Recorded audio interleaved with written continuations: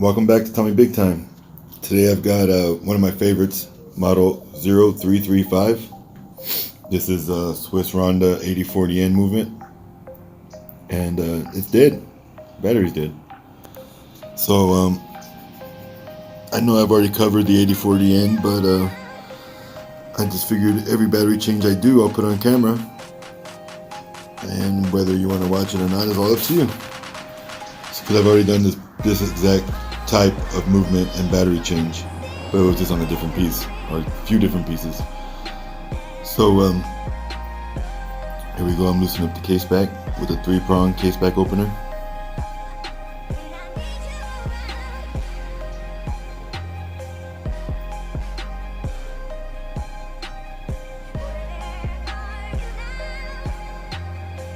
This one here, 0335, with the black dial, all stainless steel. And then 0336 with the silver dial, all stainless steel. Those are two of like my first and my favorite of my Grand Arsenal collection. They're just so simplistic, they're not too complicated. And of course I got the 8040N, which is my favorite movement. So that combination, I just love these pieces. And the other day I was looking in my display box, and I noticed that I had 2 dead. And the other one I'll be doing is actually on my wrist. I'm wearing it just for show. But that one on my wrist there, the rose gold and gunmetal, that's 13045.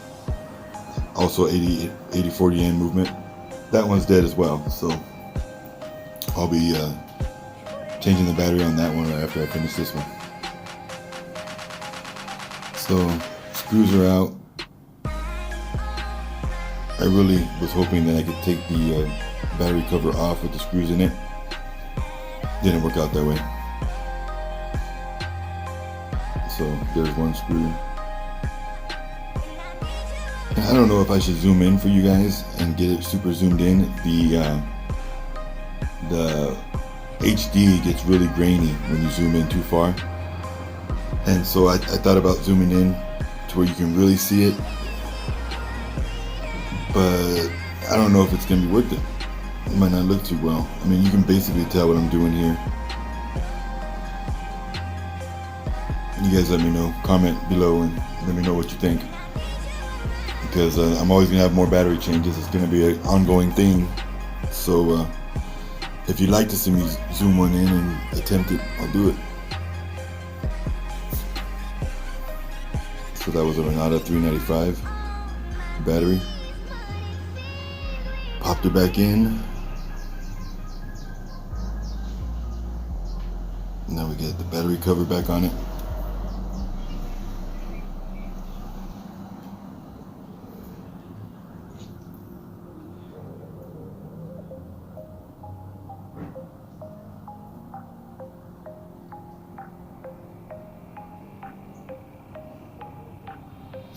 Now there's a notch where that battery cover has a little lip that it goes under, and that's what I was struggling with right there.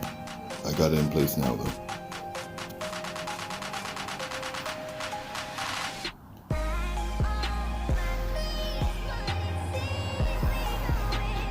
So what I'm doing here is, instead of attempting to use the tweezers, I'm just using the screwdriver and trying to push the screw to line it up, kind of tap it into the hole.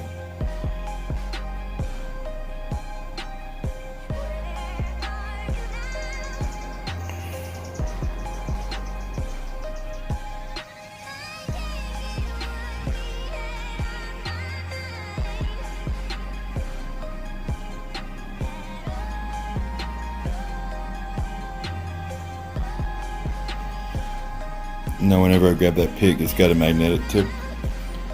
So if I drop the screw down on the side of the watch, I use that pick to pick it back up for me, because there's no way, unless I flip the watch over, I'm going to get that screw back out.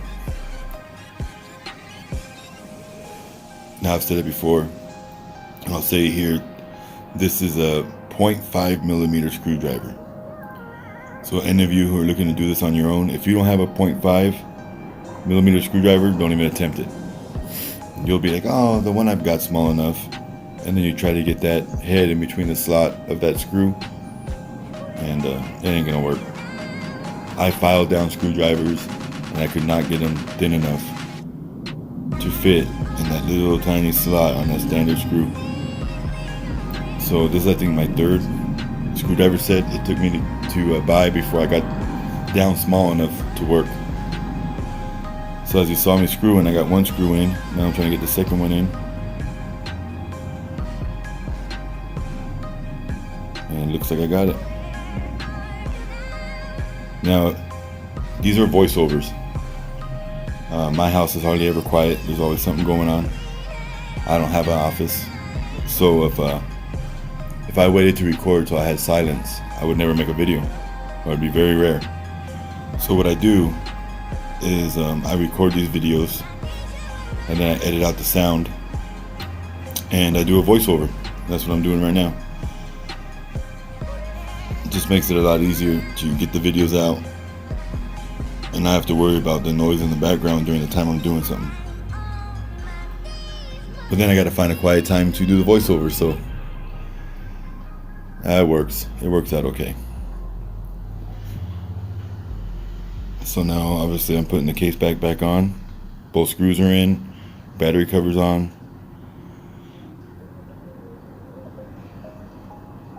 And one of my buddies mentioned about me turning over the watch when the case back was not on. And I always put my finger on it, but I never thought of it. So now I'm not going to show you it's ticking until I got it all back together. And honestly, I just have faith in myself because I didn't even check it. So worst case scenario, I could have turned it over and there could have been a dead battery in there and it wasn't even ticking. But I got lucky and it's working, and you'll see here in a minute. I'm putting the pin back in the micro adjustment.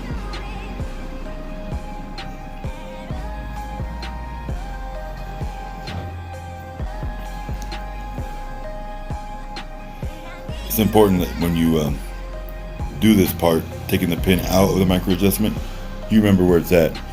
Now I have so many Grand Octanes that I know exactly what pin or what micro adjustment point I have it at, so it's like a no-brainer for me. I don't even pay attention. But if I was doing someone else's watch, I would definitely pay attention to that to make sure that I put it back in the exact same spot. And here she is, all buttoned up, and you can see down by the 6 o'clock, she's ticking. Don't forget about the Venom giveaway, 1,001 subscribers. And as always, have a great day. God bless.